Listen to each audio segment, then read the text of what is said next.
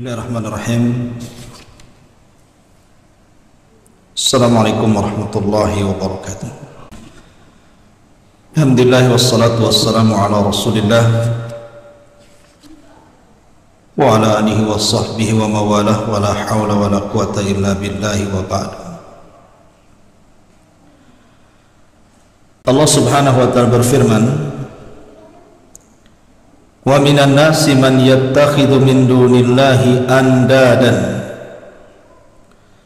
yuhibbunahum ka hubbillah walladzina amanu asyaddu hubban lillah.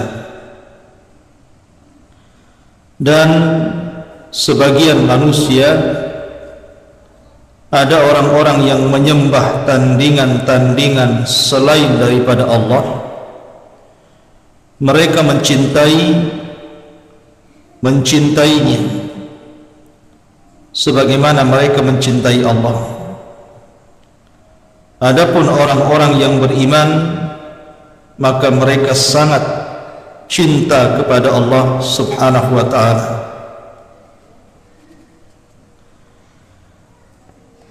Surah Al-Baqarah ayat 165 ini memiliki dua makna, dan dua-duanya merupakan kekufuran karena terkandung padanya kesyirikan. Yang pertama, sebagian manusia ada yang mencintai selain daripada Allah andadan, dijadikan tandingan.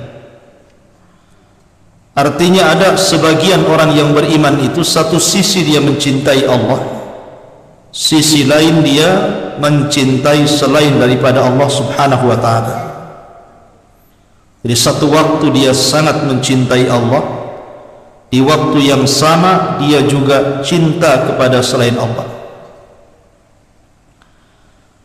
Dan yang kedua, ada orang-orang yang sama sekali tidak mencintai Allah, dan mereka hanya mencintai selain daripada Allah,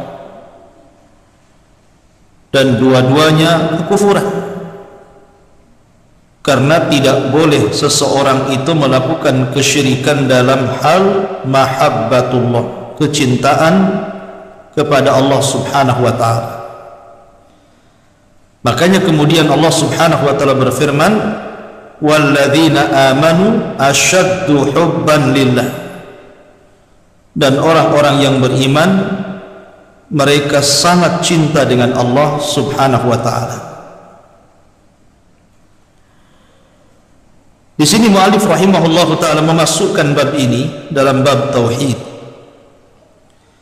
karena di antara rukun ibadah itu ada tiga.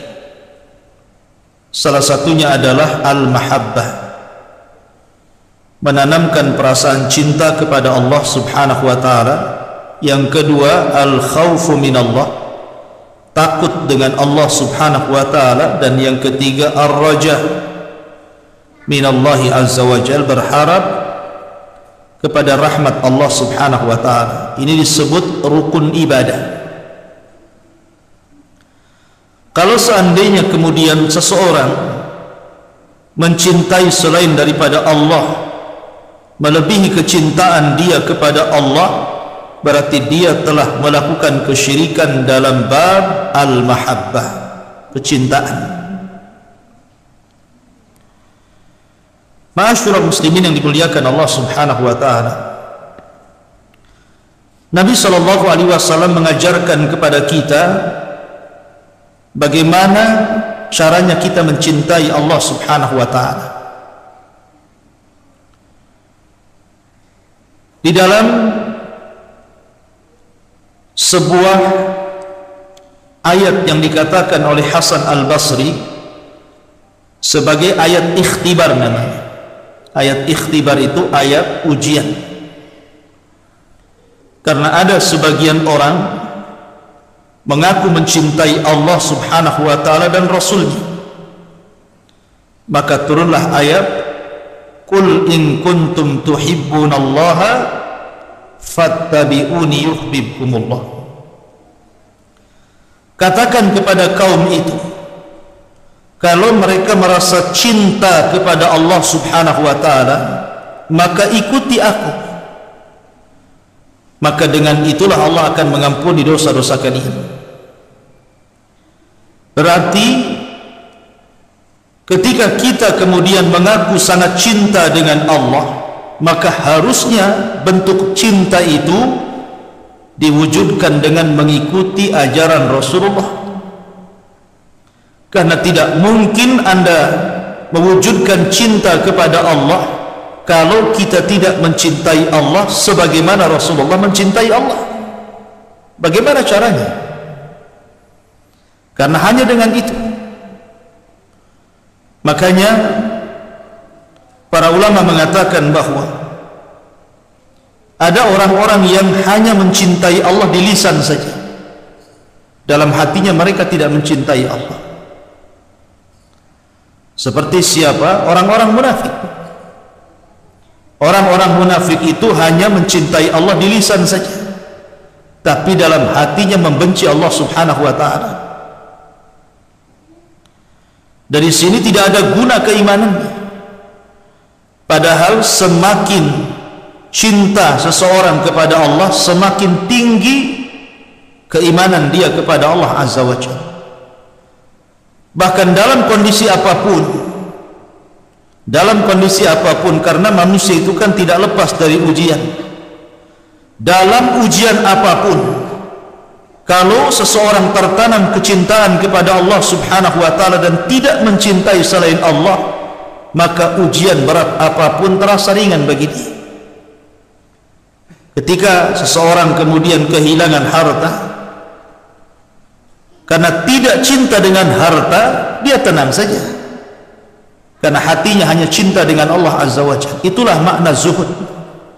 Zuhud itu meletakkan kekayaan di tangan dan tidak meletakkan di hati. Hatinya hanya untuk Allah aja. Kalau kita melihat orang-orang musyrik di zaman Nabi SAW, mereka sangat mencintai sesembahan mereka. Makanya ketika diseru kepada mereka, qulu la ilaha illallah, katakan tidak ada sesembahan yang berhak disembah kecuali Allah. Karena cintanya mereka dengan Tuhan-Tuhan mereka, apa kata mereka?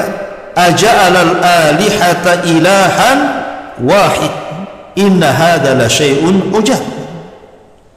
Ya Muhammad, apakah kami harus menetapkan satu Tuhan saja yang kau sembah, sementara Tuhan-Tuhan kami harus dibuang? Ini ajaran apa ini? Ajaran gak jelas ini. Mereka menolak itu karena terlampau mencintai Tuhan-Tuhan mereka. Makanya ketika Nabi SAW berusaha untuk mendakwahkan kebatilan para penyembah berhala di zamannya, mereka marah. Kemudian terjadilah peperangan. Kenapa mereka kemudian mau berperang dan melawan Nabi SAW, baik dalam perang Badar, perang Uhud, perang Hunain dan perang-perang yang lainnya? Itu karena mereka terlampau mencintai berhala-berhala mereka. Dari situlah maka ada sebagian orang musyrik itu yang sangat cinta dengan berhala, seperti kecintaan orang yang beriman kepada Allah Subhanahu wa ta'ala. Tetapi ada yang mencampur aduk masalahnya. Satu sisi dia muslim, dia mengucapkan kalimat la ilaha illallah Muhammadur Rasulullah, tapi sisi lain dia masih datang ke dukun. Ada yang seperti ini? Ada. Dia bersyahadat tapi juga senang datang ke dukun. Dia bersyahadat tetapi suka juga dia dengan tangkal dan jimat. Bersyahadat dia cinta juga dengan dunia, bahkan melampaui kecintaan dia kepada Allah Subhanahu wa ta'ala. Kecintaan dia kepada dunia ini terkadang ada orang yang melampau. Ketika dia berbisnis, kemudian lancar bisnisnya, lupa dia sholat, ya kan?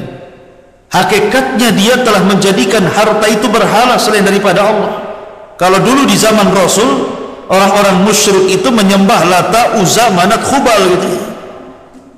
Tapi di zaman sekarang yang disembah itu bukan itu. Yang disembah itu ringgit, dolar dan rupiah. Ganti itu berhalanya. Berhalanya masuk dompet. Berhalanya ada di ATM sekarang. Keyakinannya sama saja. Ya. Karena buktinya karena kecintaan mereka kepada dunia itu melebihi kecintaan mereka kepada Allah Azza wa Jalla. Yang tadinya sebelum dia disibukkan dengan dunia, dia masih sempat sholat, masih sempat ke masjid, masih sempat ke majelis ilmu gitu ya. Tapi ketika mulai Allah bukakan dunia, mulailah kemudian mereka sedikit demi sedikit meninggalkan ibadah-ibadah awalnya sunnah berakhir wajib. Ya, memang begitu. Ini yang ditakutkan Nabi SAW. Kata Rasul ketika datang sahabat Nabi SAW yang membawa harta yang banyak dari Khaybar, dari upeti, karena orang-orang Yahudi tidak mau masuk Islam, maka mereka harus bayar upeti, bayar jizyah, dan mereka tetap menghinakan diri di hadapan orang Islam. Jadi ketika sahabat datang bawa upeti dari Khaybar banyak sekali, dan ketika itu Rasul sedang sholat subuh. Kemudian dikabarkan kepada Rasul bahwa telah datang jizyah, upeti dari Khaybar, harta yang sangat melimpah ke Madinah.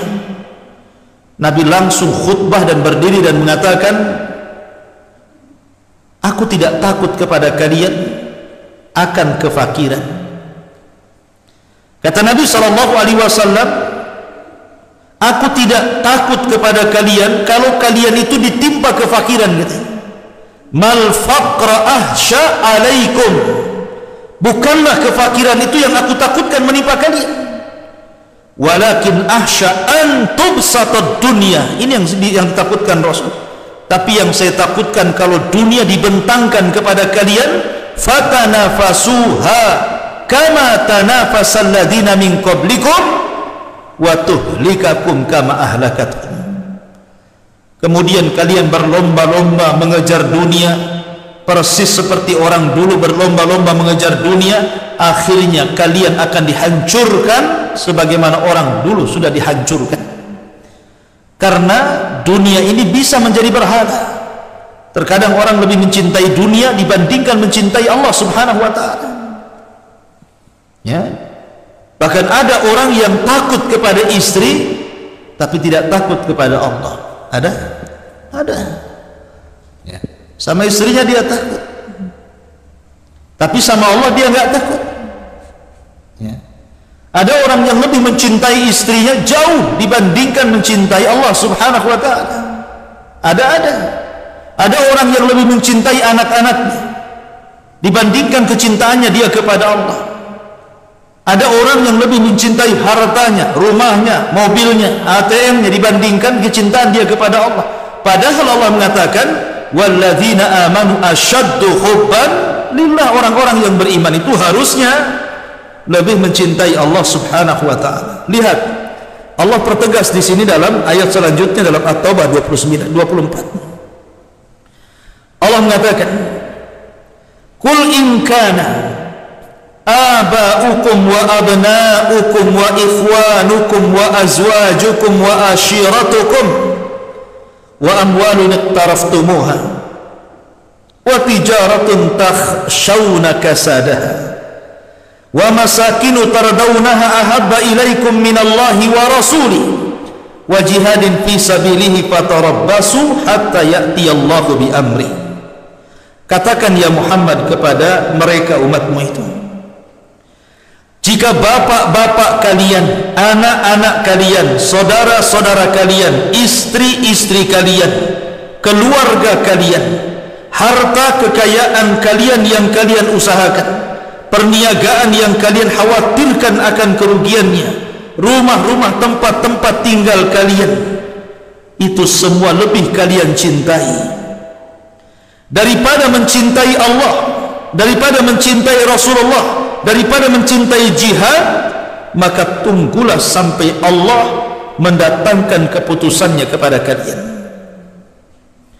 Di sini Allah Subhanahu wa taala menyebutkan umumnya manusia itu dicintakan dengan bapak-bapak mereka, orang tua, dicintakan dengan anak-anak, dicintakan dengan saudara, dicintakan dengan istri, dicintakan dengan keluarga, kan? Dan juga difitrahkan orang itu cinta dengan harta, cinta dengan usaha, cinta dengan tempat tinggal. Itu umumnya seperti itu. Tapi kalau seandainya perkara-perkara itu lebih dicintai dibandingkan Allah, Rasul dan jihad, maka tunggu kehancurannya. Karena dia telah melakukan syirik dalam bab kecintaan. Tidak boleh mencintai kecuali kepada Allah Subhanahu wa taala.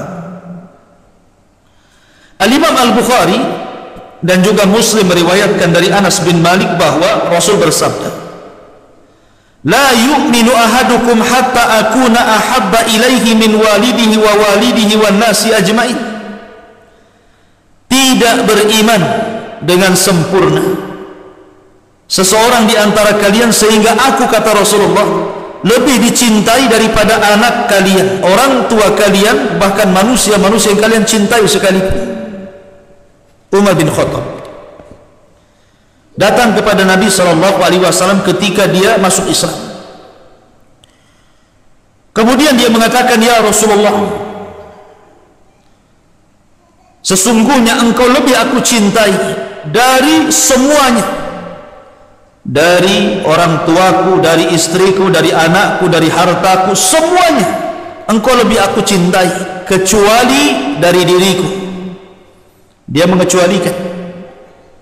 Semuanya memang terkalahkan dengan kecintaanku kepadamu ya Rasulullah, kecuali kecintaan diriku kepadaku. Kata Nabi SAW, "Tidak wahai Umar, berarti engkau belum mencintai aku." Ya. Lalu apa yang harus saya katakan wahai Rasul? Cintai aku melebihi dirimu. Maka Umar pun mengatakan, "Ya Rasulullah, engkau lebih aku cintai dari semuanya termasuk diriku." Kata Rasul, "Al-an ya Umar." Itu yang benar. Itu yang benar itu. Kamu harus mencintai Rasul melebihi segalanya. Makanya kita tahu bahwa kalau antum tanya orang-orang Islam, semua orang Islam, kalau dikatakan kepada mereka siapa nabi kalian, pasti jawabnya Rasulullah Muhammad sallallahu alaihi wasallam. Kalian cinta dengan Muhammad sallallahu alaihi wasallam? Oh, kami sangat cinta. Sangat cinta. Saking cintanya kami kepada Rasul, kami bersalawat, memperbanyak salawat kepada Rasulullah, salawat ini dan itu. Ya. Tetapi kenyataannya, apakah orang yang mengaku cinta dengan Rasulullah hakikatnya betul-betul sudah mencintai Rasulullah? Saya contohkan dua manusia di zaman Rasulullah. Pertama, Abu Talib. Abu Talib itu orang yang sangat mencintai Rasulullah. Kalau tidak cinta, tidak mungkin Rasul dirawat dia sejak kecil, kan? Saking cintanya dengan Rasul, Abu Talib itu merawat Rasul, bahkan lebih mencintai Rasul dibandingkan anak-anaknya. Abu Talib itu sampai kebutuhan Rasul semuanya dipenuhi.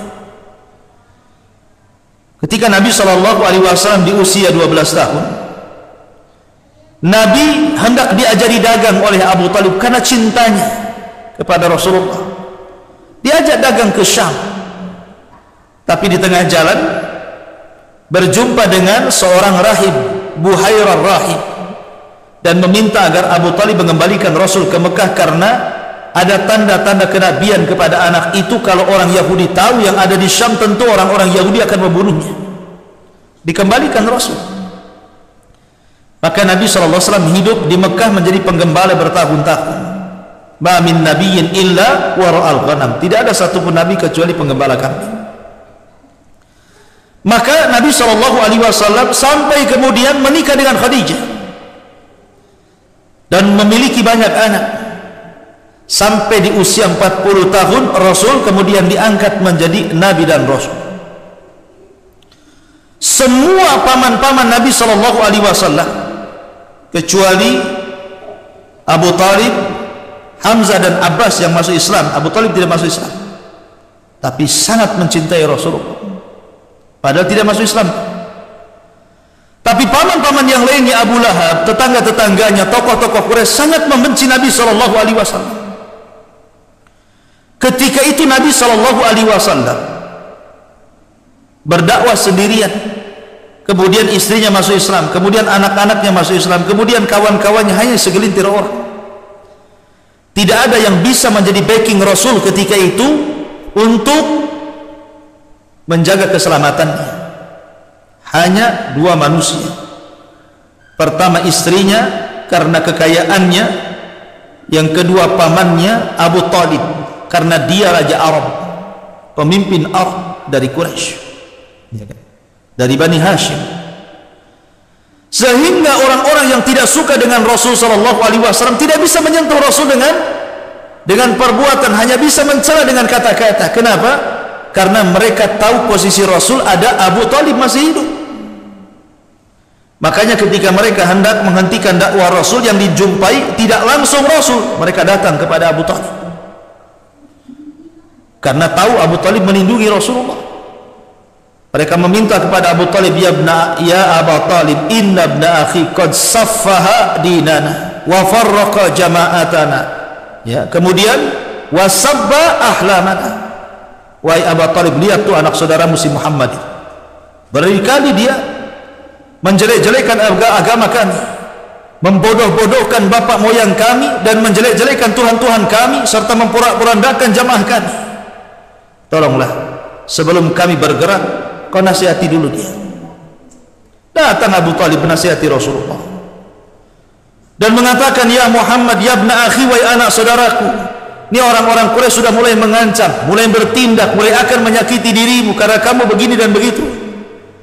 Tapi Nabi tetap istiqomah, dengan tegar dia mengatakan, ya ammi, ala dha'fir riwayah, walaupun riwayat ini dilemahkan para ulama, law wada'u syams fi yamini wal qamara fi shimali ma taraktu hadzal amr. Kalaulah mereka meletakkan matahari di tangan kananku, bulan di tangan kiriku, maka aku tidak mungkin meninggalkan agama ini. Ya. Akhirnya melihat kegigihan Rasul, Abu Talib mencintai Rasulullah sehingga dia mengatakan, kalau begitu ya Muhammad, wahai anak saudaraku, qul ma syi'ta waf'al ma ahbabta. Sudahlah, terserah kamu, ucapkan sekehendakmu, lakukan sesukamu, tetapi saya akan berusaha melindungi dirimu. Padahal Abu Talib kafir tuh. Tapi karena kecintaan Abu Talib kepada Rasulullah, dia tetap saja melindungi Nabi SAW dan membiarkan Ali bin Abi Talib, putranya, masuk ke dalam agama Rasulullah. Baru setelah Abu Talib meninggal dunia, maka tahunnya disebut Amul Hazni, tahun kesedihan, karena Rasul tidak bisa lagi dibela oleh paman-pamannya. Ditambah-tambah Khadijah juga meninggal di tahun yang sama. Ya. Lah di sini yang ingin saya katakan, Abu Talib itu sangat mencintai Rasulullah. Bahkan al-jaza'u min jinsil amal, fajaza'ul ihsan ilal ihsan, balasan kebaikan itu dengan membalas kebaikan yang sama. Ketika Abu Talib sakaratul maut, Rasul datang kemudian mengatakan, ya ammi qul la ilaha illallah kalimatun uhaju bika indallah. Wahai pamanku, ucapkanlah la ilaha illallah, kalau kamu mengucapkannya saya akan berhujah di hadapan Allah, kau akan selamat dari adab Allah. Tapi sampai meninggal Abu Talib tidak mengeluarkan kalimat la ilaha illallah, saking cintanya Rasulullah kepada Abu Talib.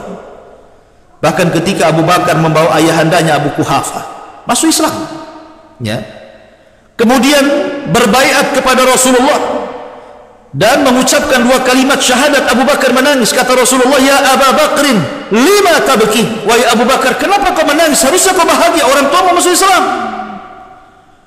Kata Abu Bakar, ya Rasulullah, kalaulah yang masuk Islam itu hari ini bukan bapakku, bukan Abu Quhafah, tapi pamanmu Abu Talib yang kau sangat cintai itu, tentu ini lebih aku sukai dibandingkan keislaman ayahku.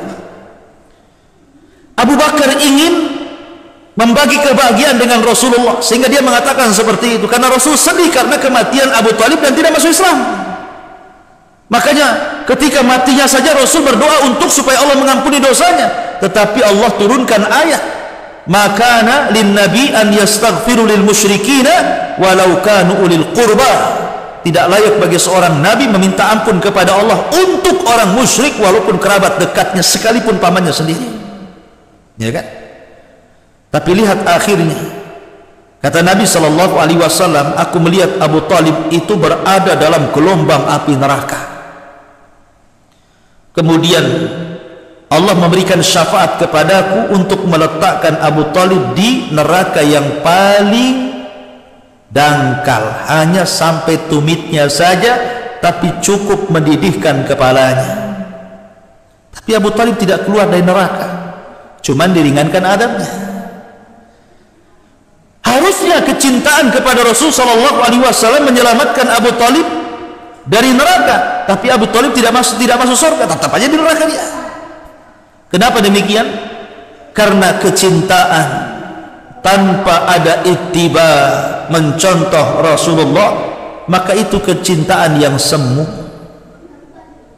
Kalau orang hanya ngaku cinta Nabi, bersalawat kepada Nabi, tapi perilakunya dia menyelisihi Nabi SAW, buat apa anda ini mengaku cinta kepada Rasul kalau dalam perbuatan sehari-hari menyelisihi sunnah Rasulullah?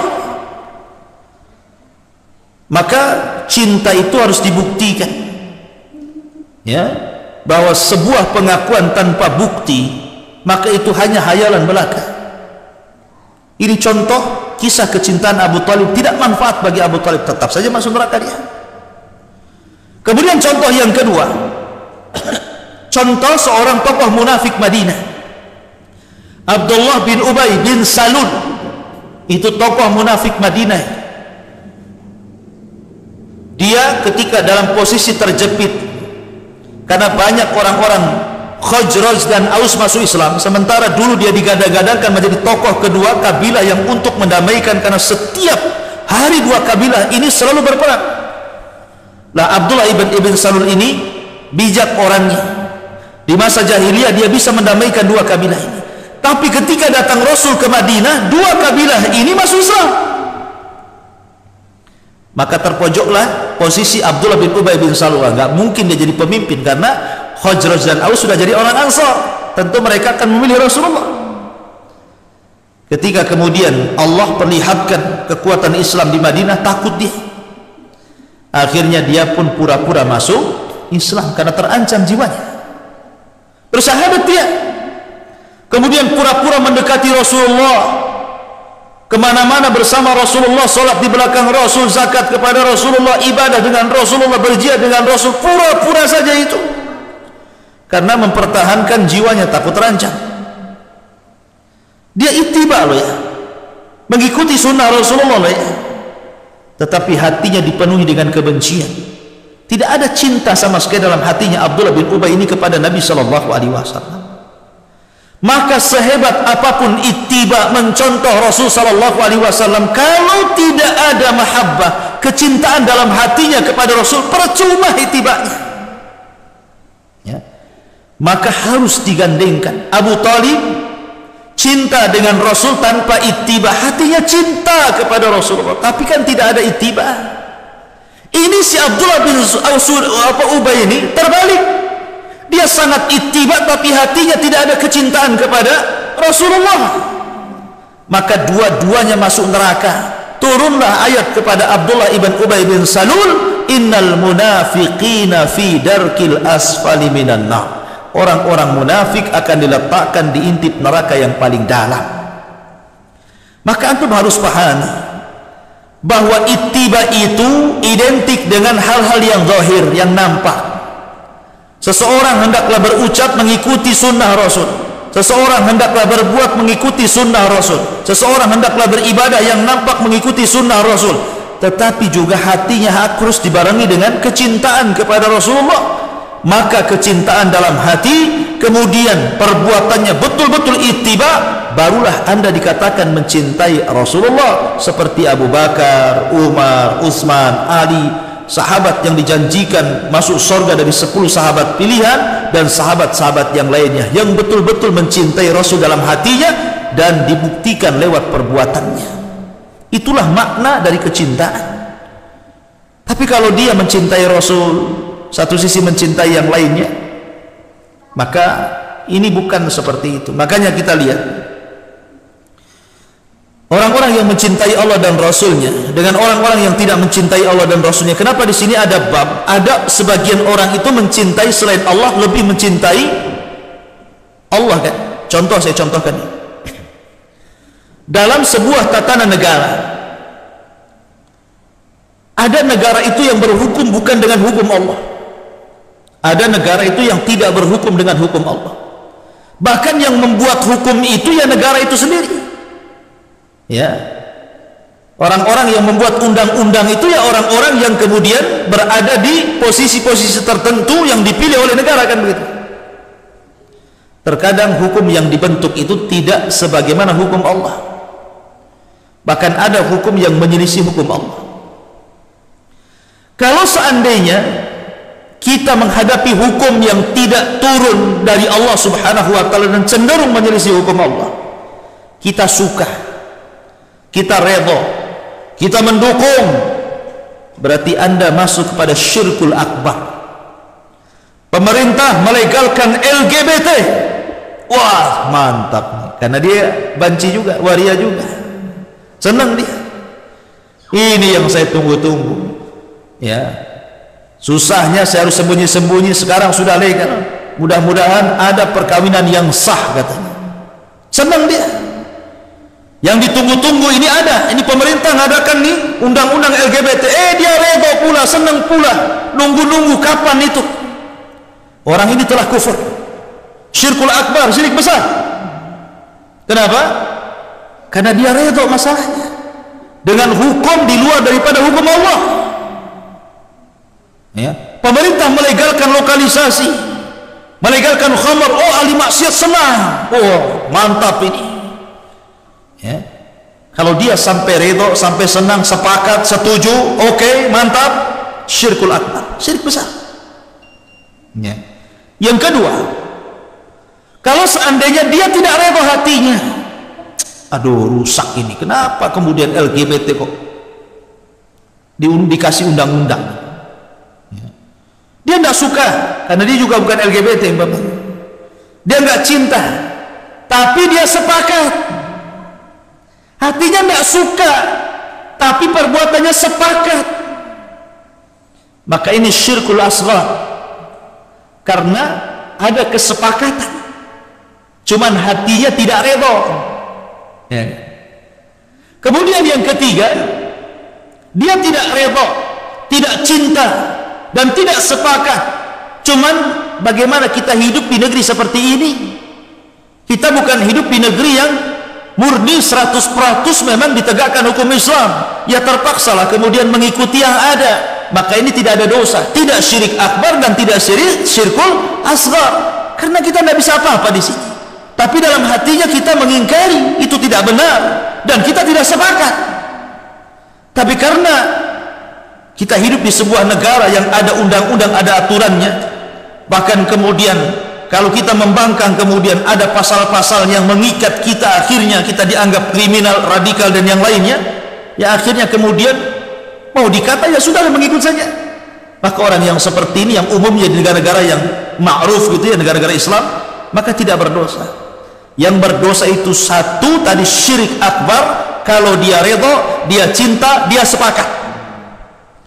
Kalau syirik asghar tidak. Syirik asghar itu hanya cinta, redha, tapi tidak cinta dan tidak redha, tapi sepakat.